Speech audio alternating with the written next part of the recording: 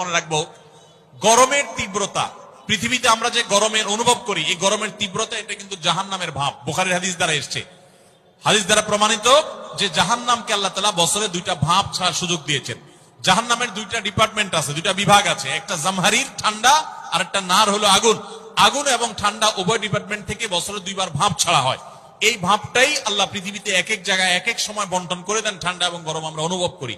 এটা জাহান্নামের ভাব হওয়ার কারণে গরমের তীব্রতায় কিংবা শীতের তীব্রতায় একজন মুসলমান জাহান্নামের কথা স্মরণ করবেন এবং আল্লাহর কাছে জাহান্নাম থেকে পানা চাইবেন এবং তিনি চিন্তা করবেন।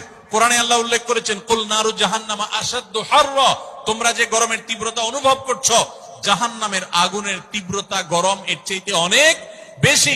দুনিয়াতে আমরা যে আগুন জ্বালিয়ে থাকি, আমরা চুলাতে রান্না বাড়ার সময় যে আগুন জ্বালিয়ে থাকি এর চাইতে ফ্যাক্টরিতে যে সমস্ত আগুন জ্বালানো হয় সেগুলোর তীব্রতা অনেক বেশি। দুনিয়াতে আগুন যত তীব্র হতে পারে জাহান্নামের